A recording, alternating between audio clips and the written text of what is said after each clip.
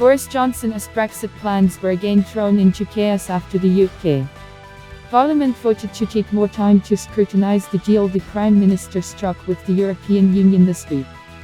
Without Parliament's sign-off, Johnson is required by law to send a letter to Brussels on Saturday requesting that Brexit be delayed until January 31, 3 months after his self-imposed deadline. At a rare Saturday sitting, lawmakers voted by 322 to 306 in favour of a rebel Tory's proposal to withhold their approval for now.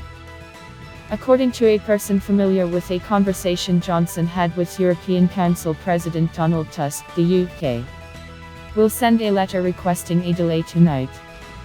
But in a post-vote letter to MPs and peers in the House of Lords, Johnson said he will not negotiate a delay with the EU and that the government will introduce new legislation next week needed for us to leave the European Union without Great New Deal or not.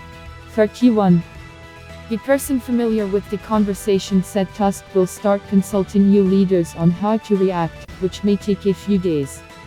The result prolongs the 3.5 years of political turmoil triggered by the referendum. The possible outcomes range from delaying Brexit, allowing time for a general election or a second referendum on leaving, to a battle in court, or a chaotic and economically damaging departure from the bloc without a deal in just 12 days. Johnson's hopes of meeting his deadline of getting the UK out of the EU by the end of the month now rest on pushing the legislation that implements his deal through Parliament in less than 2 weeks. The withdrawal agreement bill could begin its journey as soon as Tuesday. But, on Monday, Johnson will make another attempt to get Parliament to sign off on the principle of his deal, making the extension unnecessary.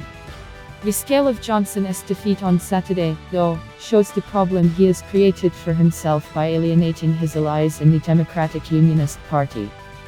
Their 10 votes made the difference between defeat and victory. They had supported Johnson until this week, when he signed a Brexit deal that creates a customs border in the Irish Sea, a concession designed to secure Ireland and the US support for the agreement. The DUP angrily denounced that during the debate. When Johnson does try to push his deal through, the question will be, as it was on Saturday morning, whether he has the votes.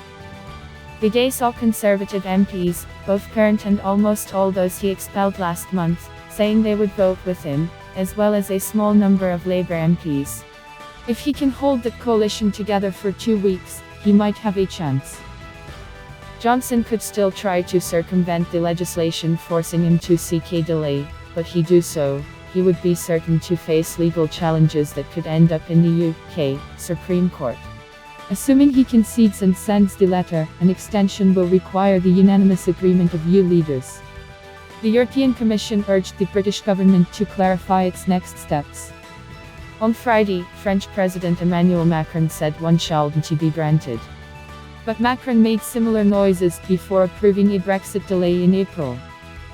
EU officials say it is unlikely that he or any other leader would refuse another one, particularly if the UK was headed for a general election.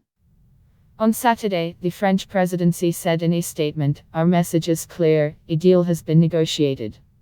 It is now up to the British Parliament to say if it approves it or rejects it. An additional delay is in no one's interest." If attempts to avert a no-deal Brexit fail, the consequences for Britain are likely to be severe. According to the government's own analysis, a no-deal Brexit would cause disruption to trade, financial services, and food supplies, and risk civil disorder.